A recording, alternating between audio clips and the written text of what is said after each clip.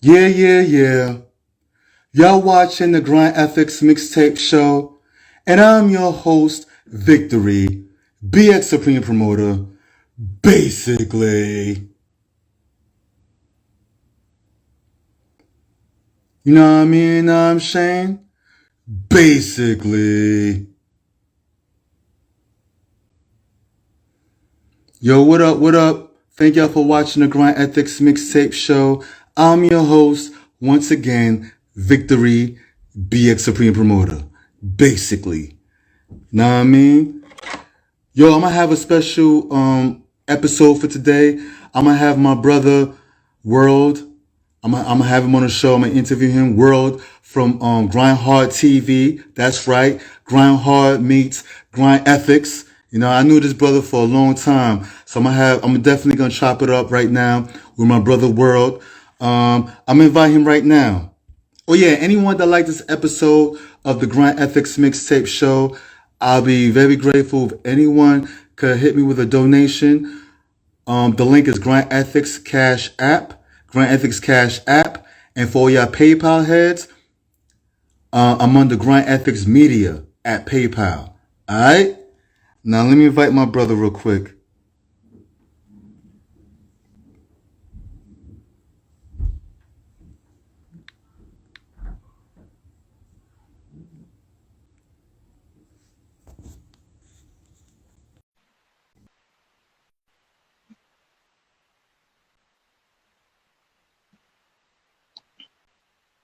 Yeah, I'm waiting for him to get back at me.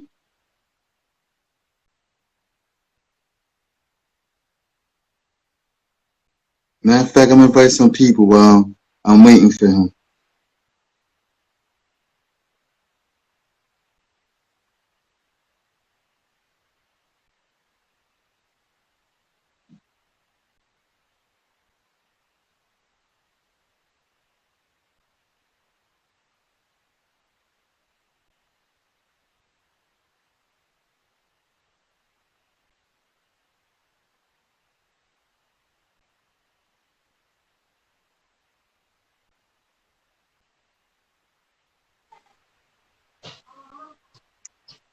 Oh, what up, bro? What up? I was waiting for you. I was trying to invite some people while I was waiting for you. What's going on, bro? Yeah, I'm here. I'm in the crib just sitting up waiting and shit. You know what I mean? Yeah, what up? What up? Yo, nice seeing you again, my brother. Yo, Grind Ethics. Yo, thank you for having me on your joint, man. I appreciate it. No doubt. Yo, y'all cats don't know. I know this brother for mad motherfucker. Yo, even before there was an Instagram, a Facebook. I'm talking about going back to the MySpace days. Yeah, that shit was back in the day. We were both doing our thing as far as media communications and all that. I remember I had your music video on my first cable access show when I was called Underground Flavors. Why she did me like that? The did me like that joint? Yeah, why you did me like? Why she did me like this? Why she did me like this? Why she did me like that? You said I was open. Yo, fuck it up. Remember that shorty that was in the video that played my video girl in the video? Yeah, I remember the light skin girl. Yeah, son. Yo, tell me, son, she was thick as a motherfucker, right? Yeah, she was. She was. So I ain't gonna hold you. My man kept saying she was fat. I was like, she's not fat. She got a fat ass. Yeah, she do have a fat ass. I don't remember. What's she doing nowadays? When's the last time you spoke to her? Well, after that video was over, I guess she went her separate ways and did whatever she had to do. Yeah, exactly. Yeah, man. So what's the last? I think I saw you a year in. No, I think last time I saw you was 2010 actually. Nah, we just saw each other at some event just recently, right? Nah. Last time I saw you was 2010 or 20. No, actually it was 2008. I think. Where we was at? In Harlem. It was in East Harlem. My man, damn, I forgot his name. It was a special event. Some artist was performing or whatever. You had your DVD. Oh yeah, that was a long time ago with DVD. Yeah. Well, that must have been, that was Worldarama the movie. Yeah. Yep. This was back in the I'm glad that you brought that up because this has to be documented like it is, right? Yeah. I was one of the first artists to have a documentary about himself. What other rapper, independent rapper, had a documentary DVD movie about themselves at that time? Only you, man. Exactly. Right after that, everybody and their mother tried to put together a little DVD documentary about their career and their life, and then they started doing it in movies and all that shit. Like, I ain't even gonna hold you, son. I kind of like sparked off a lot of shit that I never really got the credit for it. And I ain't mad about it because I could talk about it in interviews like this. Like, for instance, my latest single, Flowers, that's out. I'm actually performing that tonight at the Wild 'N Out after party with Nick Cannon and Rick Michaels tonight at Amazora. So whoever's watching, pull up. I'll be there at like 11:30, 12 tonight. And this is my Flowers single, son. When I dropped it like a year ago independently, like I grinded it out. And it got heard a lot on the independent scene. But now I noticed like on a lot of big platforms, everybody's talking about giving people their flowers. Like, this saying has been around for years, but nobody really never was like utilizing it and using it. But as soon as I put a song out about it, now everybody talking about giving people their flowers, man, while they still here. So it's like, am I starting trends independently and not really getting my credit for it or something? Like, what's going on here, son? Oh man, that's crazy. Shout out to my guy Q Life, because I just was on the phone with him earlier. Oh, big shouts to Q Life, yo. Yeah. I remember Q Life on the 2520 mixtapes. Oh yeah, you already know what it is, yo. Q Life has a show now called P&B, Positive Beats Negative. You know what I'm saying? And yo, he's really on there preaching what he mean, like, you know what I'm saying? Damn, the brother's still doing his thing. I'm sorry, go ahead. Yeah. I'm sorry, I'm getting emotional. You know why? It's because Nitty was good. I've been in the business for over 20 years, right? And I seen cats come and go. I seen cats gave up when they shouldn't have gave up. You know what I mean? And I'm like, and when I hear people like you, of course you get me emotional when I still see you doing your thing. And then you talking about Q the Prophet. I mean, I didn't know Q the Prophet like that. Personally, I met him physically one time. Remember Q Life? He was from the Smack DVDs, not Q the Prophet. Not Q the Prophet. No. Q Life. Yeah. Oh, he's from the Smack DVDs. Yeah, he used to be on the Smack DVDs. Oh, no, I'm bugging. I'm getting confused with Q the Prophet. You remember he was on the 2520 mixtapes. Yeah, I know who that is too. I remember him. Yeah. Actually, I seen him last time. I seen him. He was Q Life. Now we're talking about Q the Prophet. Right. No disrespect to Q Life, but I'm talking about Q the Prophet, who was on the 2520 mixtapes. He actually was at a concert with not a concert, well, a little showcase with Keith Murray, and he was reciting Keith Murray's rhymes, "A Beautiful World." He was saying the whole verse. I'm like, oh shit. Oh yeah. Yeah, Q Life is still doing his thing. Q the Prophet still doing his thing, and big shouts to Q Life. I know who you're talking about when you're talking about Q Life. I just don't remember his face. Yeah, it's PBN Network. That's my guy from back in the days. Yo, big shouts to Q Life and big shouts to Q Prophet. Big shouts to Infinite. You remember Infinite? I think that's how I met. Me and you. We met through Infinite. Inf Mega Films. Yeah. Yeah. That's how we met. With him. Huh? I said that's how I actually started Grindhard with him. Yeah, exactly. Yep. Hold up. Yep. Peace to the God Infinite, man. Yeah, man, definitely. You heard? Yeah, but he's family. You know him as Inf Mega. I know him as Infinite. Oh, okay. From the Nation of Gods and Herbs. So, he's you never knew him as Infinite? Yeah. When I first met him, his name was Infinite, but you know, we called him Inf for short, and then it went from Inf to Inf Mega Films. Nigga, yeah. Yeah, man, those were the days, man. Those were the days, man. Back 2003, 2004. Yeah, man. So, huh? That's actually right when we started Grind Hard, 2001. No, 2004 is when we started. Sorry, 2004. Okay. Definitely. Yeah. And like I said, I remember I put your first video on my cable access show when I was called Underground Flavors back in the day. This is pre-Grind Ethics, peoples. Right, this is when I was on Manhattan Network. That was my very first video. Hold on, I'm trying to plug something in real quick so my phone don't die. So let me plug this in real quick. Okay. I'm sorry, people. We just backtracking because I haven't seen this brother for years, so we just going through memory lane right now. Yeah, it's definitely mad memories, my guy. Hold up. Yep.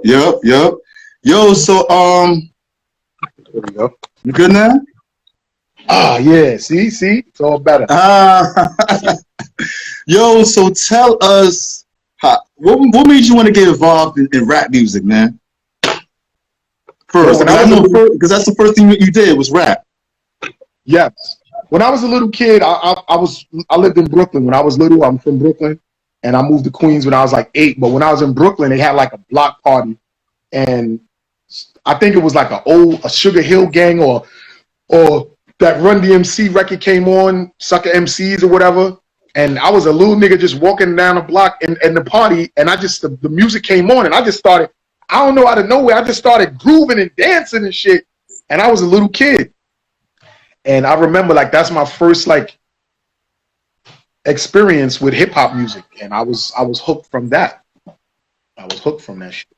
And I ever since then, when we left Brooklyn and we moved to Queens in like 82, I think it was like 82, we moved to Queens, and I just so happened to move to East Elmhurst.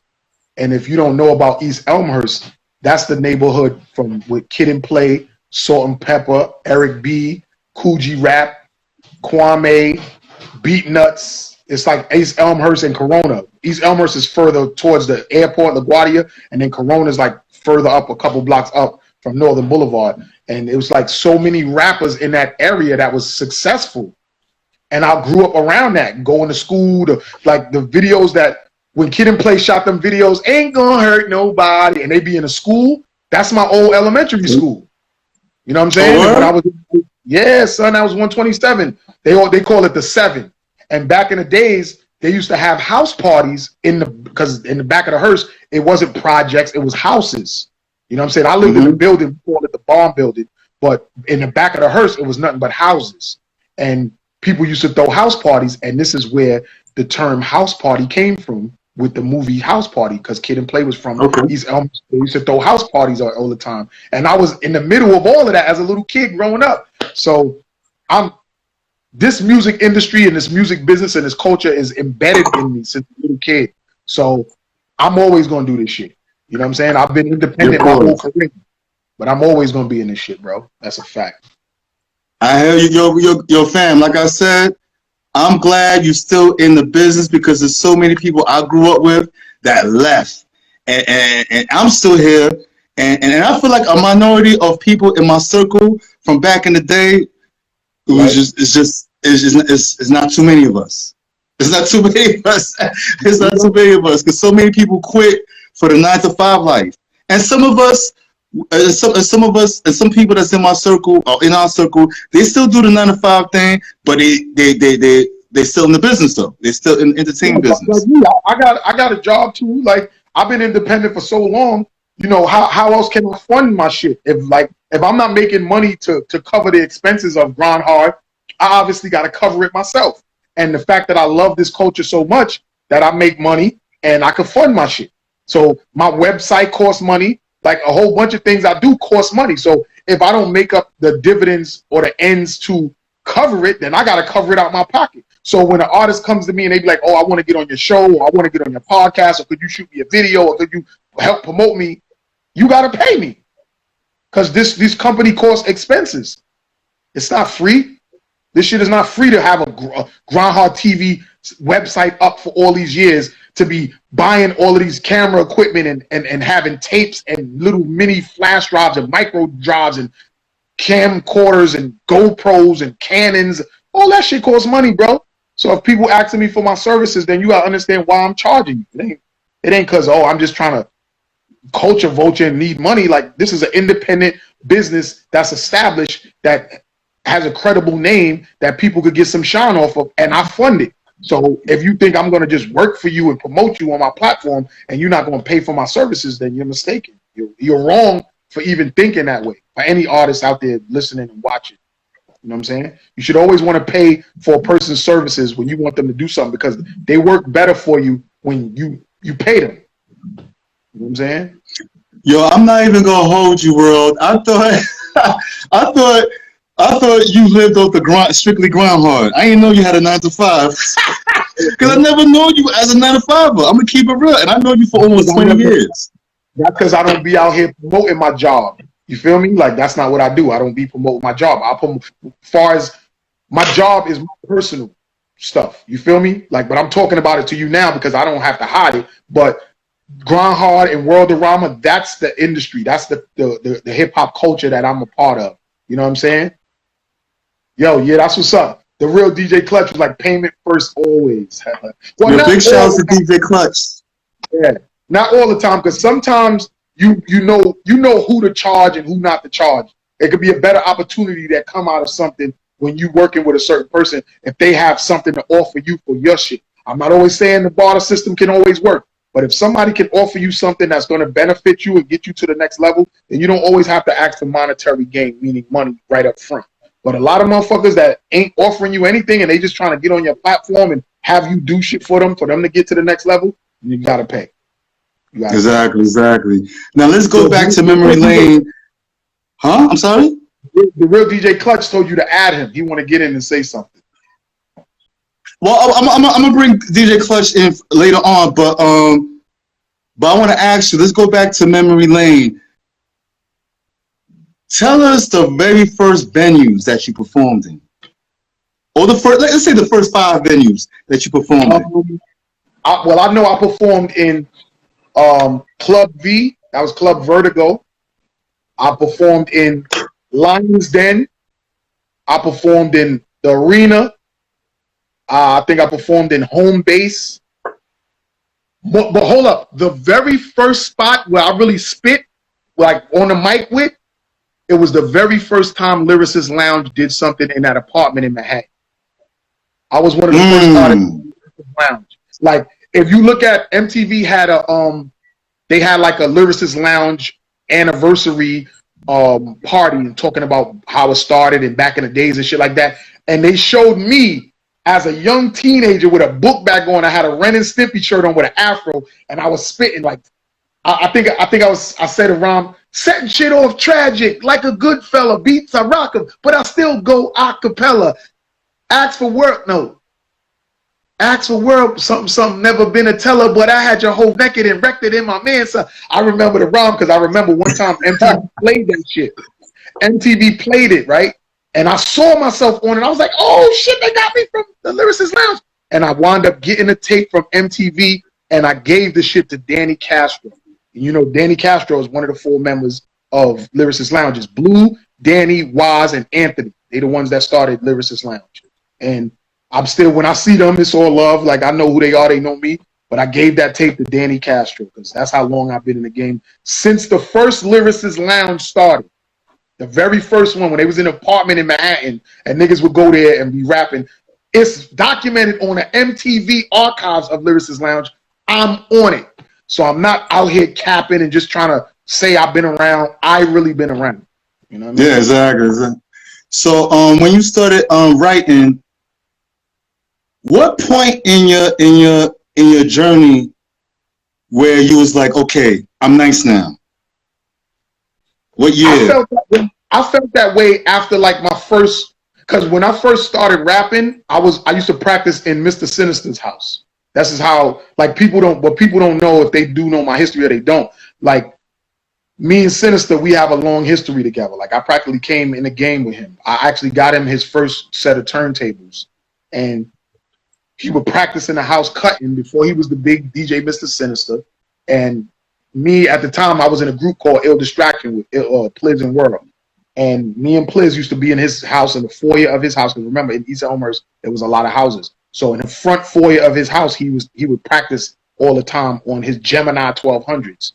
And we would practice rapping while he was practicing cutting. So he would be cutting up like old break beats and shit. Like, remember that shit that EPMD did? Please listen to my demo on that. I don't remember. Well, anyway, it's certain breakbeat samples from back in the days that he would be cutting up and practicing his routines, and me and Pliz would be in his foyer rapping. And from that, I started really realizing that I had something. I'm like, yo, I really got something here. And then we just started making songs, and then we started going into the studio. Shout out Brian Perkins and Rich IE from 7888 Studios. They was a real big studio. A lot of people would fuck with them. And first they was in East Elmhurst in the back next to like Rikers Island, and then they moved to like somewhere in like off the J train, in right in the borderline of Brooklyn and Queens. And it was like the address was 7888 something Avenue. But I'm still cool with Rich IE. He's the one that plugged me in with Brenda K. Starr. I got a song out on a couple of mixtapes. It's called On My Grind. Come into my life, I got so much grind to show you. It's a remake, but I had Brenda K. Starr sing the hook, and I got introduced to her through Rich IE from 7888, and that's the first studio I used to record in the 90s. I did the Real Cuckoo single there, the Big Queens record. We did a lot of our records in that studio. You know what I'm saying? Damn, so you been in the bit. I'm sorry, go ahead. I said, people who's watching this, that's like veterans in the game like us, they'll understand exactly what I'm talking about. Like, oh shit, these niggas, like he really know what he's talking about. Like, yeah, I've been around. Yeah, I was about to say, you been in the game since you was a teenager, late teens, something like that. I really started rapping because when I first really got into the business of it, I was dancing. I was a dancer because back in the Hearst, Kid and Play, they had Peekaboo, Coogee Rap had Sean and Kenny. And I'm gonna bring Sean on the show. I just bumped into Sean from Sean and Kenny Dances, G-Rap Dances, and it was me and Young. It was Young World Dancers, and we danced for Lady of Rage. And this was like back what, 94, 95? This was like 89, 90. This was said Lady of Rage? Yes, I used to dance from for Lady of Rage. But she didn't come out to like the 90s. You talking about 80s? Because she was with us when we was with her before she went to Cali. Because she's from Virginia. Wow. Yeah, she's from VA. She's from our side of the map. She's from VA, but then her manager was one of the old guard bodies. My OG, his name is Shakim, but they call him King now, King Russian. But back then, he was managing her, and I think she was his girlfriend too. Because back in the days, niggas was managing girls and fucking them too. But she needed dancers, and we was from the block, and he was like, they was all guard bodies, so they was like, yo, that's actually how I got my name, because Young was the young brother of another guard body named Justice, and I didn't have a guard body name at the time. So that's the way we came up with World, and I was like, oh, I like it. And we would do routines and get ready for Rage to do shows back before she went to Cali with Dre. And we made all these routines to the old music that she had and everything like that, and I guess, I don't know how Dre got wind of her or whatever, but she wound up moving to Cali. And at that point, I kind of felt like I was deserted. Like, damn, she left us to go to Cali.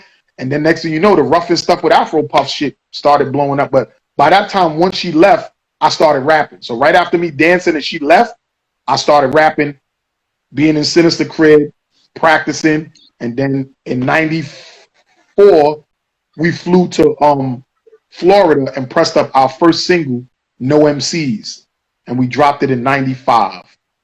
We did like a couple of 100 copies of that shit on the wax. And yo, today one single sells for like $200 or $250, and I can't find no more. I don't got none. And then in 1996, I dropped Real Cuckoo single. The Real Cuckoo. What's the meaning of the Real Cuckoo? because at the time in '95, me and Pliz had a little falling out over the money from the single, which was minuscule because it was only 200 singles that sold for $2.50 a pop. And I guess he figured he should get all of the money because his father pressed him up through the dub plate, but he didn't take into consideration that I paid for the studio session and I flew us to fucking Florida to get it done. So when the singles came back and they started selling slowly, I guess he felt he should have kept the money, and there was a whole big falling out thing. That was the beginning of me and his demise of Ill Distraction. And then you get some real important information right now, bro.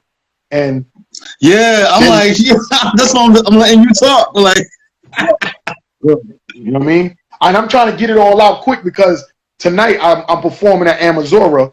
Yeah, yep. I'm trying to get this out real quick. But yeah, and then so in '96, my brother was working on his music, and his friend W Bucks, he was a young guy that worked in a printing company in Manhattan, and he was making a lot of money as a young high school student, and he didn't know what to do with it. So he started investing it in my brother as an artist, and I already knew the business from already pressing up the single the year prior and moving it to different record shops. So I just started marketing and managing him, and the rest is history. You know what I'm saying?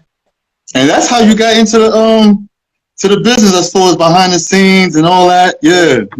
Independent. It was independent. Like I always was pressing up wax through disc makers and going around promoting it, getting on radio shows and putting up stickers and flyers and being at these events. Because that's what you had to do back then. There was no internet. You know what I'm saying? So basically you was independent before it was cool to be independent. You was independent when back in those days niggas made fun of you if you was independent. No, I ain't going front. I sat down with a lot of major like lawyers to have meetings. Like it's a lawyer named Scott Felcher. He was a dude that was in charge of the Destiny's Child deal. Because I remember when we went in his office and we had a meeting with him, he showed us, remember they used to have the black and white pictures when everybody used to have the headshots, or it was a group picture and it was a black and white glossy picture that they would have. Yeah. The artist had that. Well, he had it of Destiny's Child, and they was like young girls. And he was like, what do you think about these girls? How do they look? And I was like, oh, they look cute or whatever. What's the name of them? He's like, Destiny's Child. They just signed to Sony, and they're about to blow up. They also, listen, our lawyer who helped us build the Insane Psycho Home Records back then in '96, they was Theo and Settlemyer. It was Cutler and Settlemyer. It was Randy Cutler and Theo Settlemyer. If you do your homework, Theo Settlemyer is 50's lawyer. So when we started working with Cutler and Settlemyer, this is before they was even big. They had just started. I think they had just came out of law school and just passed the bar, and they was trying to get in the game. And we was one of the artists that they was working with to form our company. And Randy Cutler, I don't know what happened to him, but I know later on in the game, I remember that Theo Settlemyer wound up handling all of 50's business things. So I've been with lawyers and all of that shit, major shit, but I never signed a major deal. I've always signed independent deals like Liquid Soul and what the fuck is that? Dope Folk Records. Like I've always signed independent deals where it was non-exclusive, and you know they paid us the bread, they pressed up the stuff, they sold it, and then we got our money. So I've always been independent. So I've always had a job or worked or grind and did whatever I needed to do. And whenever the money you're breaking up, bro. I'm here. You can see me? Yeah. All right. Yeah. Let me put. So basically, so for those who didn't hear you, you said so basically you always signed deals where you wasn't too committed, like no more than a year, right? Or no more than one album or some shit. It was always a non-exclusive deal. It was never an exclusive deal with a label. I think it was another record with this dude. We signed for the Insane Psycho Home LP with me and Cuckoo. We did a whole album with, I think it was Asphodel Records, or I forgot the name of it. But it was like 3 or 4 record labels, independent record labels that I signed a deal with. But one of the major joints in my career independently that I like, shout out to the dude Ike from Beach Street Records in downtown Brooklyn. It's not there no more, but Ike I remember that place. Right. Ike was the first guy, besides it was a couple of other record shops, but he was the first guy to distribute our single back then because Okay. I was grinding out the Real Cuckoo single for so long, like 6 months, and after a while, I was like, damn, I'm doing a bunch of shows. I'm bringing you to radio appearances. We doing all of this shit, and it just seems like nothing not happened. And after 6 months, that shit just started selling so crazy that I couldn't keep funding it. So what Ike did from Beat Street Records, he said, yo, it's a distribution company out in China, Japan, and they want like 2,000 copies of this. And at the time, we was the #1 selling single in New York independently. The same year Jay-Z's first album was selling. He had the #1 selling album, that Hard Knock, what was his joint? Hard Knock Life? I think his first album was Hard Knock Life, right? Or no, not Hard Knock Life. No, his first album was Reasonable Doubt. Reasonable Doubt. His first album, Reasonable Doubt, was the #1 selling single in New York out of that shop. And my single, Real Cuckoo, was the #1 independent single. Hold up. Let me find. You say Jay-Z's very first single. Because I'm a music nerd. I can't be wrong. His first single? No, his first album. His very first album. Yeah. That's Reasonable Doubt. That's Reasonable Doubt. Reasonable Doubt album, because I remember, you know why? Because it was in the Source magazine. One time, no, it was the Source or the Double XL. Because Ike and them from Beat Street Records, they used to put ads in the back of the magazine, and they would say who's the top selling singles independently, who's the top album selling out of their shop. And that same year, we was the #1 selling single, and Jay-Z was the #1 selling album, Reasonable Doubt. And it's in one of those magazines. And I still got that magazine in storage somewhere, so it's proof. If anybody ever asks me, yo, you got receipts? I got receipts. So you kept your publishings and all that. No Anita Baker story. I've been down with BMI my whole career. So wow. Like, I've always had my own publishing. We've always had our own publishing. Yo, it's crazy because how you feel about all these underground artists that have been doing their thing for like 10 years, damn near 20 years, and still don't got a fucking BMI or ASCAP license or publishing? I don't feel nothing about them. They just stupid, and that's just what it is. You know what I'm saying? Shout out Style by Poverty. He said 1996. Yeah, that was a golden era right there, bro. Actually, Style by Poverty, that's S Street Media. That's the platform that my Groundhog TV podcast is on. Because I also that's mathematics. You know my mathematics. Yeah, that's math. You know what I'm saying? So shout out to them. You know what I mean? Actually, I'm probably gonna see you tonight, Math, because I think Chris Welch is performing at the Nick Cannon joint tonight too. So if anything, I'll probably see you later. You know what I mean? Or I'll see you tomorrow. Yeah, also, tomorrow I'm doing an event for Brooklyn Unity Fest tomorrow in Lenox Hall in Brownsville. Hall. I heard about that. Yeah, that's me, Daylight, SUMG. S Street Media is involved with that as well. And you know, it's DJ Melody, the whole DOT Entertainment, they all involved with that. And then Saturday morning, I jump on a plane and I fly to Trinidad. Oh damn, you mad busy, man. How you a 9 to 5? You go to Trinidad, you go to the show in Brownsville, you doing this, you doing that, then you going to the Caribbean, or no, actually Trinidad is in South America. You going to South America and Trinidad specifically? How you work this fucking 9 to 5? You do a remote job or something? I'm saying I know how to work. I know how to work my magic to make it happen, bro. Like, you know what I'm saying? Like, you got to make it happen. When you love something, you got to make time for it. So you got to make it work. And yo, I never really thought about Trinidad being South America because it is right next to Guyana, which is South America. You know what I'm saying? Yeah. Right. Yeah, not so far from Venezuela.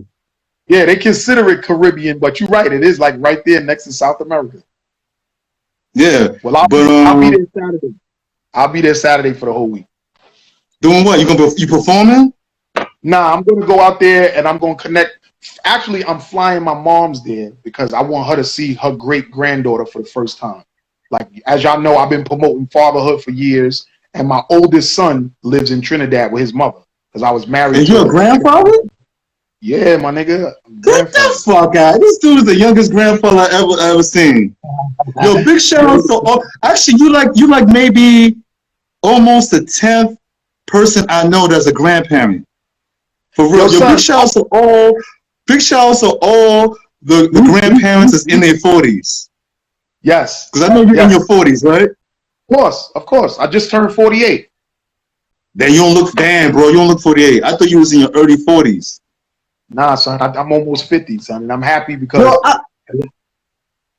a lot of us didn't make it, son, to this age. Like, I got a lot of friends that died early, real early. They didn't get to have kids, or they didn't get to see their kids grow up, or they didn't get to like be productive and start a production company or work a flourishing job or see a whole lot of shit. Or a lot of my niggas got locked up and they never coming home, or when they did come home, they didn't know that they wasn't citizens here. So when they got out of jail, they got deported and was never able to come back to America. Like, I got a lot of history in the game with a lot of people, and I've seen a lot of stuff. And when I was 19, I was in the streets real heavy, and I got stabbed 20 times getting jumped by some kids because I was doing shit to them, and it kept going back and forth over my brother. I was defending my brother. So I almost lost my life when I was a teenager. So just think, if I didn't survive and God didn't keep me here, I wouldn't have been able to do and accomplish all of this stuff. I wouldn't have had a grandchild and my son. So I appreciate life to the fullest, and I understand how precious and important it is, my nigga. So this is why I'm still around, because I tread lightly. I don't be out here being reckless. Like, I don't let people take advantage of me and walk all over me and shit like that. But at the same time, I don't be out here trying to be reckless with it either, because I'm trying to become as old as possible. I want to live as long as I can, because once you dead, it's over. Ain't no coming back from dead, son. Wow. But yo, we're gonna stop this portion of the interview. Like I said, we gotta do a part 2 because you got a lot of shit to say. How much time we been on it already? I don't even know. It's 8:45 now, brother. Now press the live button on the top of your thing, and it'll tell you the time already. Press that live button. Just touch it on your screen, and it'll tell you how long you've been on. On my screen? On your screen, you see it shows you the amount of people that's on it, and right next to it, it says live. Touch that live button. Touch it. Yeah, 37 minutes, bro. All right, so you know what I mean. So keep on going, bro. Like, don't do a part 2. Just hold up. Let me see. It's 8:46. Let's end it at 9 o'clock.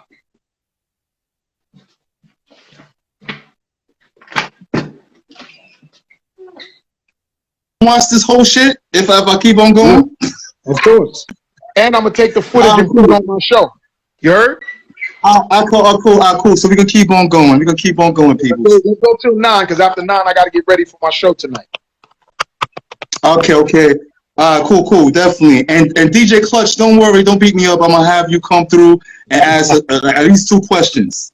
All right, but yo, I want to add for the sake of the mixtape series, because I told you I'm producing a mixtape series called. Let's talk about the mixtapes. Yeah, it's gonna be called the Mixtape Files on the Grindethics. So me and you didn't have this conversation or this interview.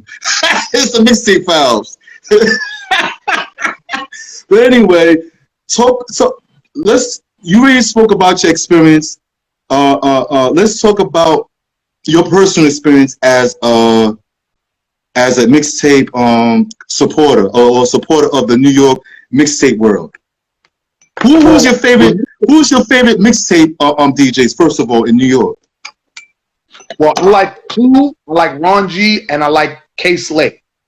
And I also like, because after them guys, really, you know what I'm saying, there was a lot of mixtape DJs. And it's one mixtape that came out from 2 guys from around my old way in Flushing, Queens, called the Blend Kings.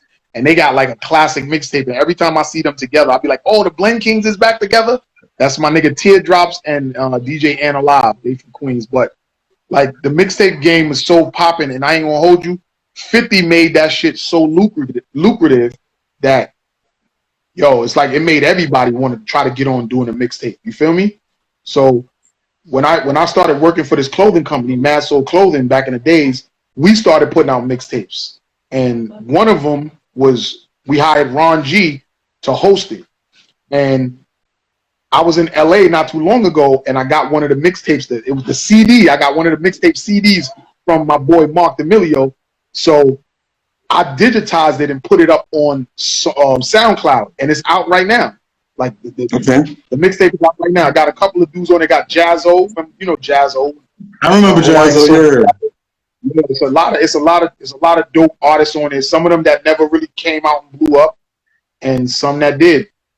And I really enjoyed the mixtape time and shit. But then when the feds cracked down on DJ Drama, that kind of like deaded it. You know what I'm saying? But people still put mixtapes together. I also got they also started putting like compilations together and calling them mixtapes. And on that Piff, I put out a GrindhardTV compilation a few years back. And it's like a free compilation mixtape. And that shit got like 25,000 downloads on that shit on that Piff. You know what I'm saying? And it's still going.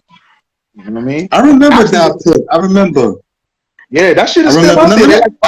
Go ahead, sorry.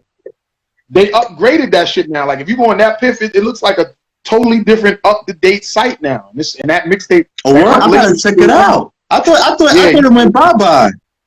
Nah, that Piff is still around, bro. Yeah, R.I.P. K Slay. Word. But yeah, that mixtape is Huh? Go ahead. I'm listening. Now let me ask you this question. It's one controversial question. Now you look at DJ Clue, right? Before DJ Clue, the standards was you have to learn, you have to cut, you have to scratch. If you're a mixtape DJ, you have to do certain things. If you're a mixtape DJ, cut, scratch good, blend, do backflips, whatever, right? Now DJ Clue, he didn't do none of that. He just came through with like mostly exclusive joints from the record labels, and his shit sounded like albums to a certain degree. Do you think that DJ Clue messed up the integrity of the mixtape game, or because some people say he fucked up the mixtape game? I don't think he fucked up the mixtape game. I think he fucked up by never having me on it. That's that Queens shit. I swear, your Queens niggas are like Harlem niggas. I swear. I'm telling you, like him being from Queens. Listen, him being from Queens and me out there putting records out in Queens that was making noise and buzzing, and he knew about us because we did a show with him.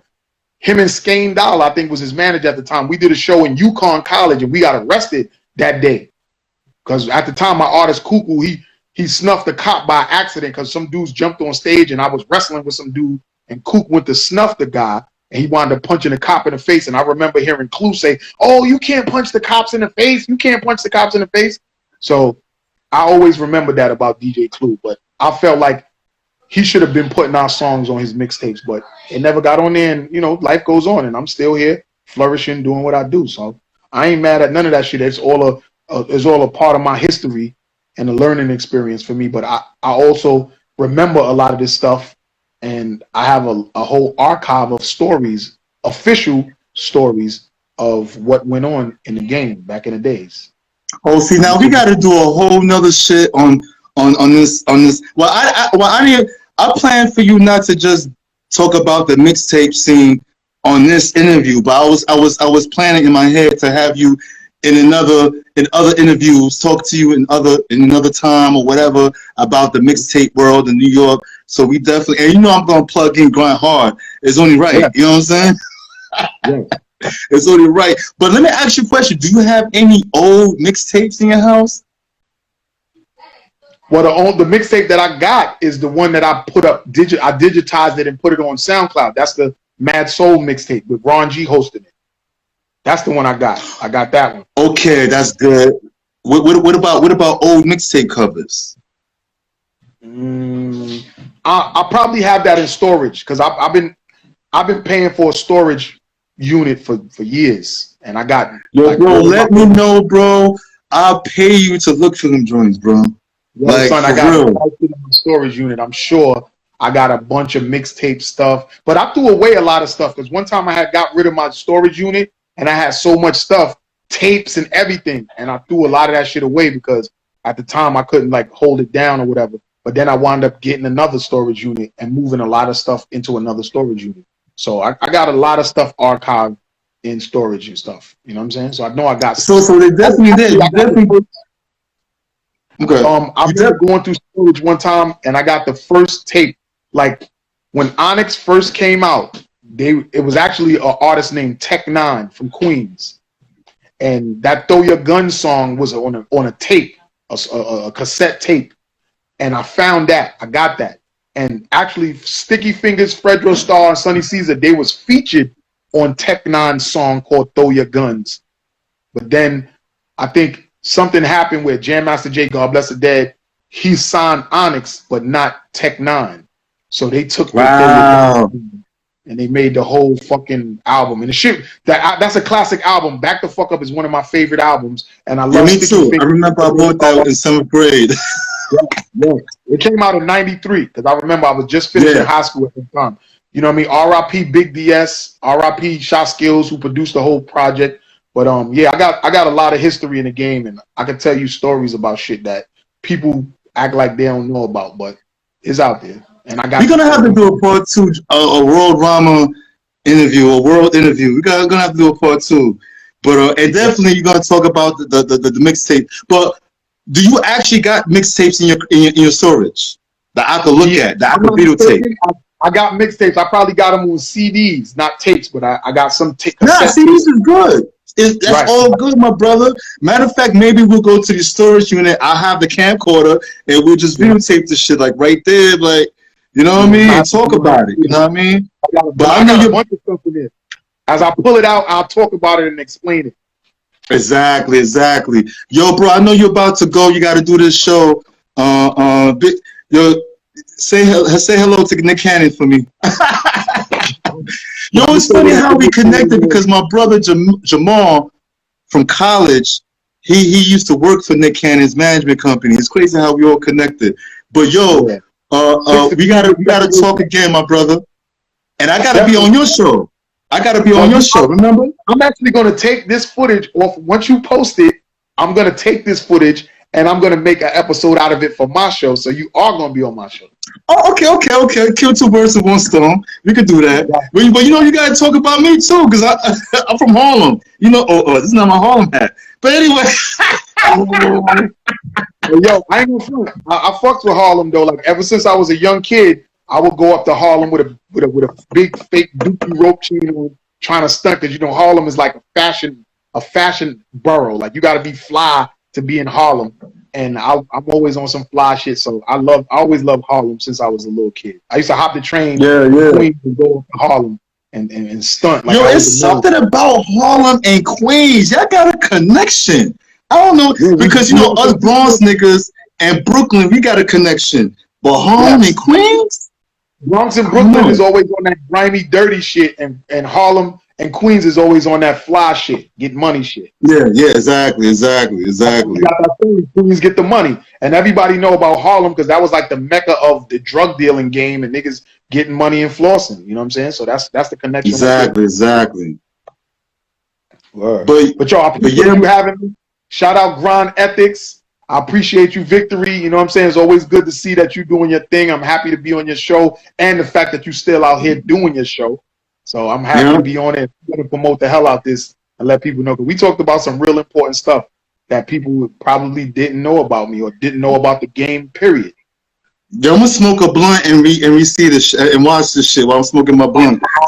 Just make sure when you end it, you make sure you share it right away. Because, you know, Instagram, they be deleting shit or on some, you press the wrong button and your shit is deleted. So share it right away and then go back and edit whatever caption you want to put onto it. You know what I'm saying? Yeah, definitely.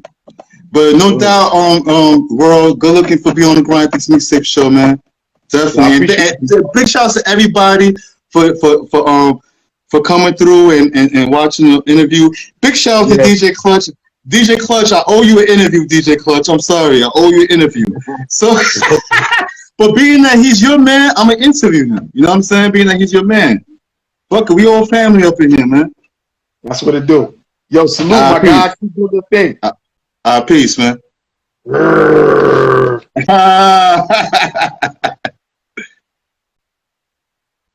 Yo, what up? Yeah, that was my brother World. representing Grand Hard TV. We barely talked about Grand Hard TV. We spoke about so much history. Big shout out to DJ Clutch. Peace to the God Mathematics representing Street S Media. Know what I mean?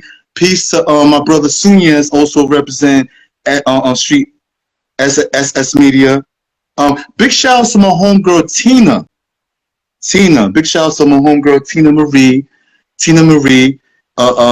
Actually, she donated to me not too long ago. She's one of my donators. Big shout out to Tina Marie. Actually, she almost cursed me out today in the DM. She was like, "Nigga, I ain't dealing with you, yo. I ain't fucking with you no more, yo. You don't shout me out or nothing." Tina, are you happy now, Tina Marie? Are you happy? Now I'll shout you out. You know what I'm saying? You know I got much love for you, my sister. But anyway, I'm out, peoples. Oh yeah, anyone that liked this episode, I'll be very grateful if anyone could make a friendly donation. The link is Grindethics Cash App. Okay, that's Grindethics Cash App. Big shouts to Dope in Arrival NYC. Big shouts to John Class Hamilton. Big shouts to Mo Zelly. Big shouts to DJ Duke Live. Alright? Yeah, man. Thanks for y'all once again for big shouts to Thank Goodness I'm Black. I know who you are. But anyway, I'm out. And remember, peoples, tell a friend to tell a friend. That's all about the motherfucking grind. Basically.